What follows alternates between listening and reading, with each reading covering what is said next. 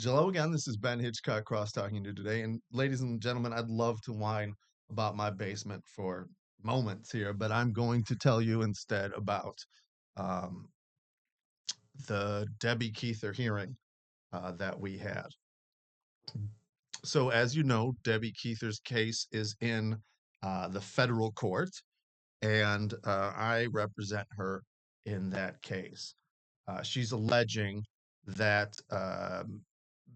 Dr. Posley, Dr. Holliday, Calvin Furman, and board members uh, engaged in the violation of her civil rights, and that the MPS overall discriminated against her in terms of employment, and that she was cut off from school board meetings and other opportunities to give her thoughts when others weren't. And finally, people were discouraged from associating with her because of her political action.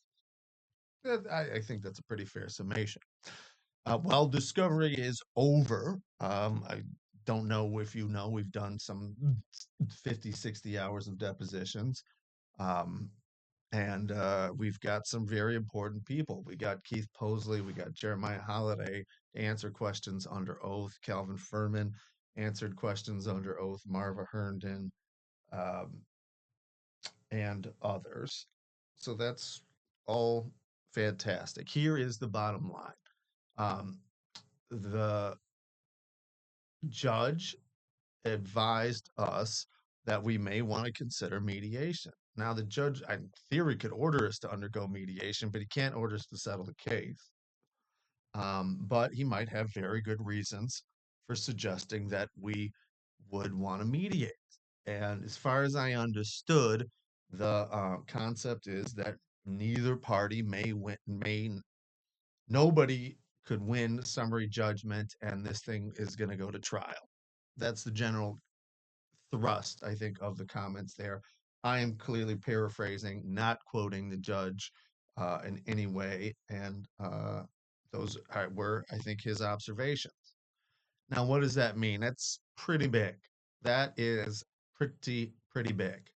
Um, as you know or may not know, the vast majority of employment law claims in federal court are disposed of in summary judgment, meaning that in some way or another, there are no material issues of facts, and somebody is going to win without ever going to a jury.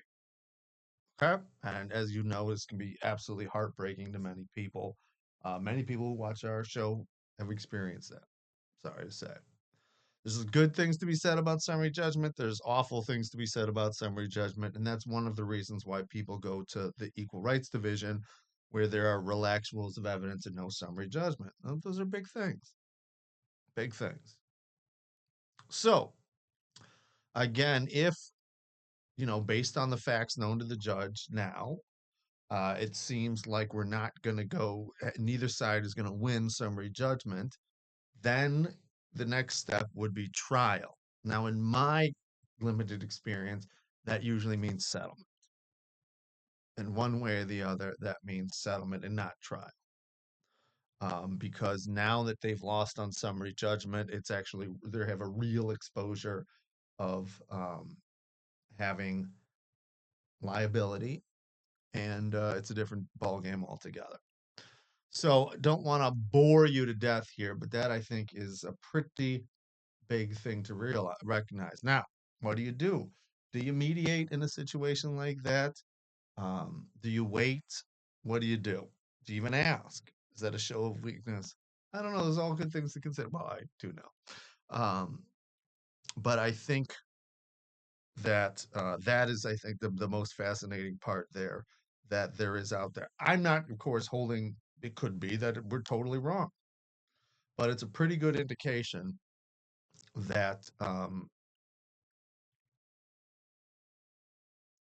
let's see, that we have achieved, at least for now, what we've sought out to do, which is to bring forth and document real facts supported by real evidence, because evidence could mean almost anything, that